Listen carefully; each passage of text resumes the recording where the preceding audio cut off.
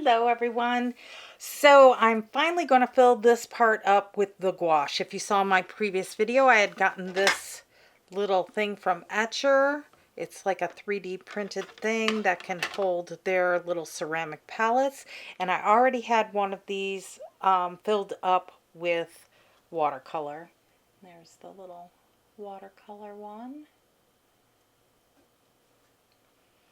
And so now I am going to put gouache in here so that I can have kind of a multi-palette. So let's first go over the colors that I'm going to put in there. I think for the center one, we're going to go permanent white. Then we're going to use sapphire red, peony, red rose, ash green, cadmium green pale, elm green, perline black, Payne's gray, mycotosis blue, hopefully I'm pronouncing that even closely, remotely correct, primary cyan, turquoise blue, ash blue, indigo, primary yellow, gold ochre, Chinese orange, Venetian red, and burnt umber. So those are the colors that I have decided out of my whole gouache tub here. That's all my gouache colors. And this is going to be the travel palette because the ones that I have in here that are dry are all my gouache colors, but this does not travel very well. They all start slipping apart and everything, so I'm hoping that this will travel well with the gouache. So let me go ahead and I will show you how I'm going to fill them up.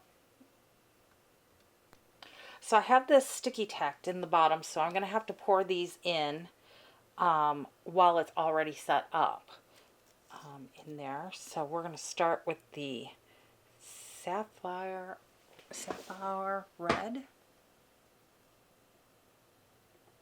This one is a little tight here.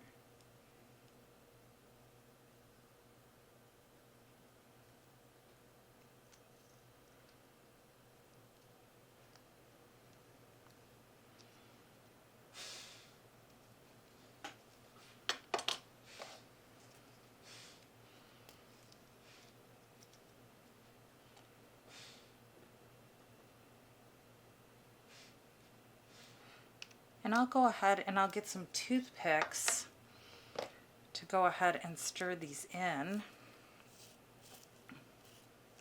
Or actually my little metal stickle thing. Even though this one's bigger than the other one that I have with the watercolor in it, they're still quite difficult to fill up.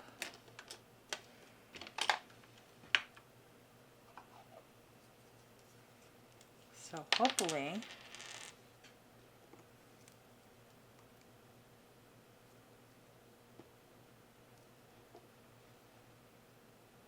and I think I just got paint on my hands, yep.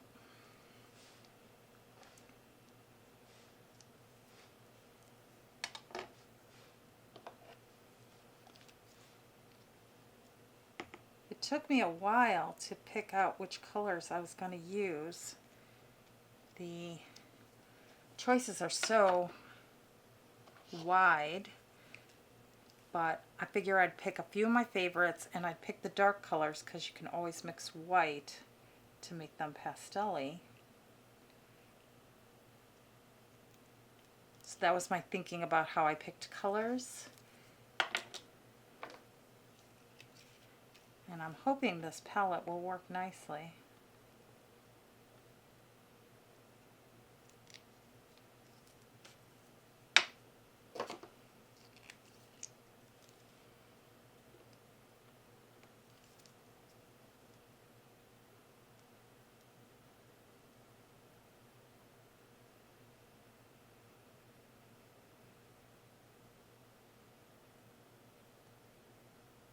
Unfortunately, the textures are so different between the different brands. I'm not brand loyal to any brand of gouache. I just pick what I like, and I don't separate it into different palettes like I do my watercolors, where I have a palette of a specific brand and then I have a few mixed ones.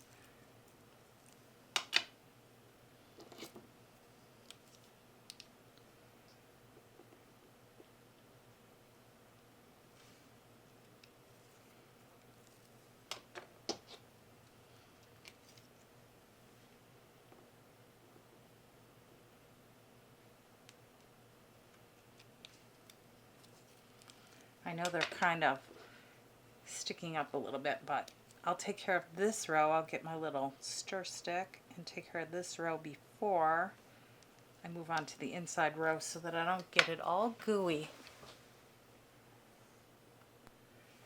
So let's go ahead and press these down a little bit.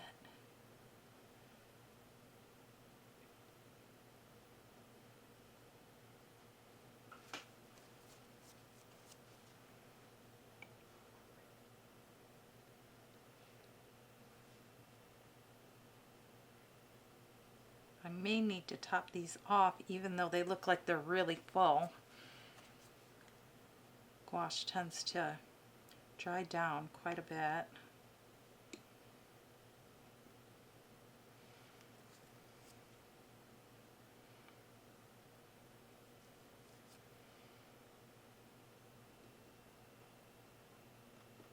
And hopefully me pressing these against the sides that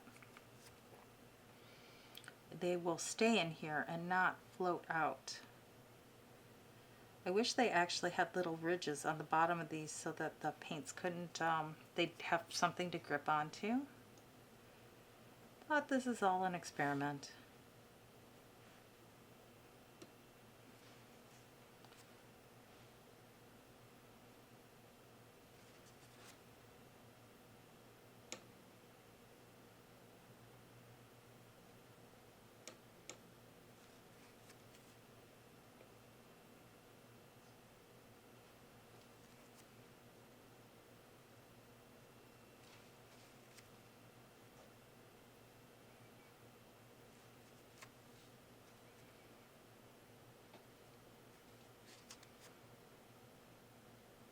This one had a little bit of separation, so hopefully it's going to be okay.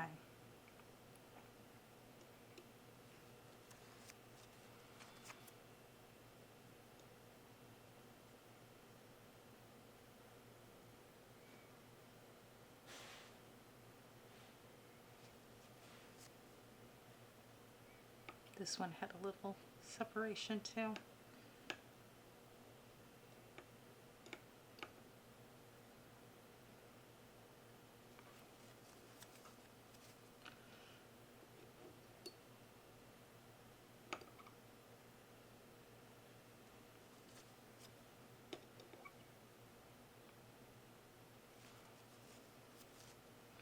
It's always so messy pouring these all into pans. That one was kind of thick, heavy duty. There, it's looking much cuter. And now we'll go with our Perlene Black.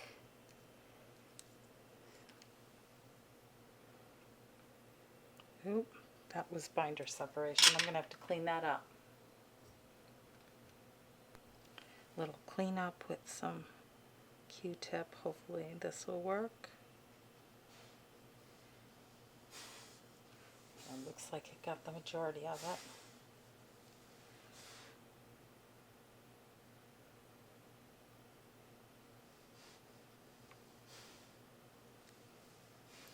This one's a little runny. I brought an extra Q-tip just in case. It's hard because you look at them and they look just fine.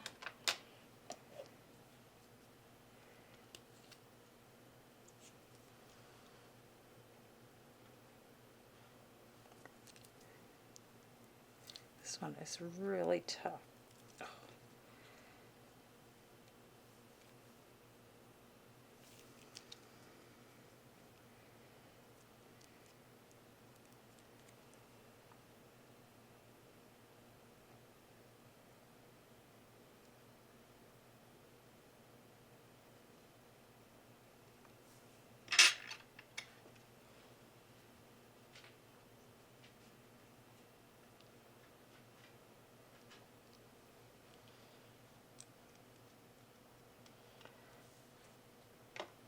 I'll have to figure out how that one I can stick in there a little better.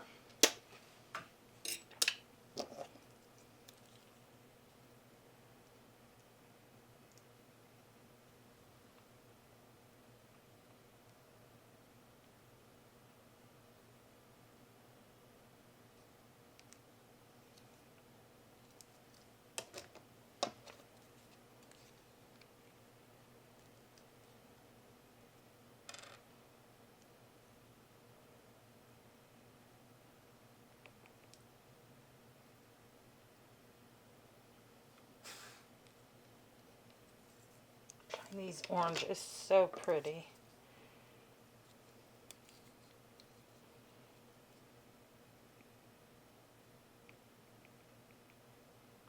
That one had a little, oop, big mess. Binder separation, and then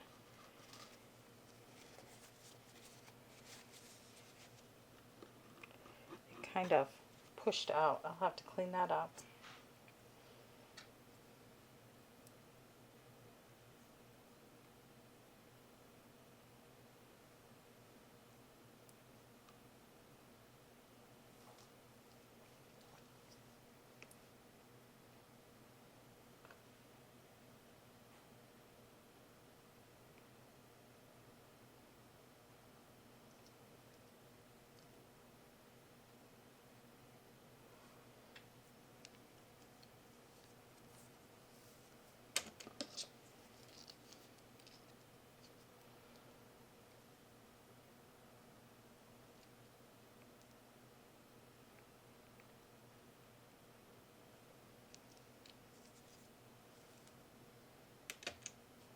All right, let's go ahead and stir those up.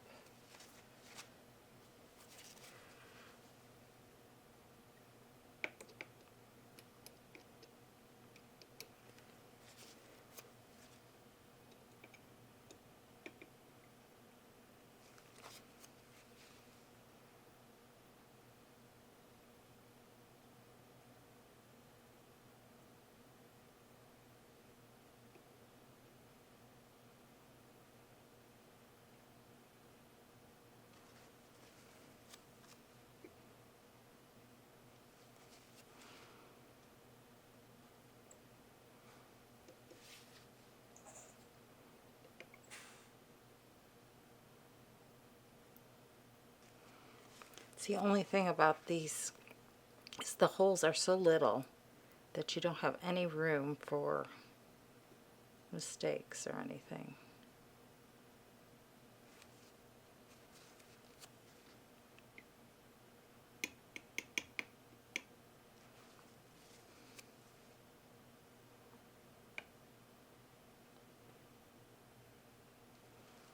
All right, let me get a couple of fresh Q-tips and start cleaning it up, and we'll swatch it out. All right, let's swatch it out and see if I made, oh, you know what? I forgot the permanent white. Let's get some white in there.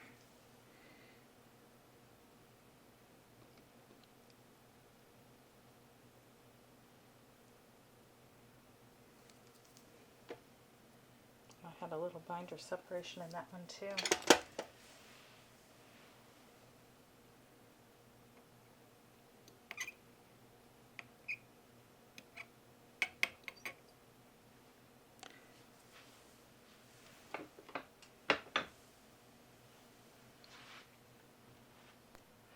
Well, that was a real mess. So, you know, it is what it is. Doesn't that happen all the time? You know, you try and stay all nice and neat and clean, and you make an even bigger mess. And I'm just grabbing my water so that we can go ahead and swatch these out. Just dampening my brush a little bitty. And let's align this a little bit.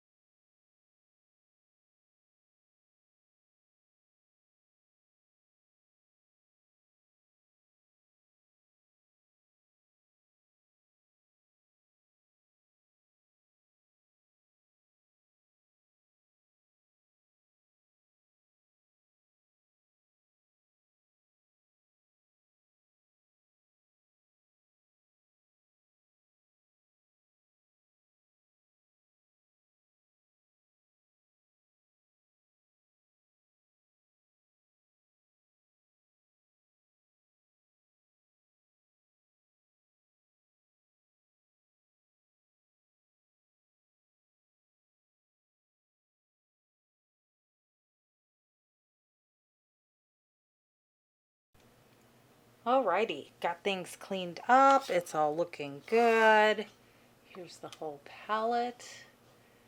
I think it turned out really, really nice, although really, really big pain in the butt to get these paints in there. And that's because some of the binder separated and I didn't catch it in time and made a huge mess. And I did label them. And as you can see, this one's shinier. I do put on some heavy duty clear tape and then cut around it, which I will do in a few minutes. But that's a little color choices. So let me know if you'd pick something different, if you'd pick the same or anything down in the comments, and I'll see you in the next one. Thank you so much. Bye-bye.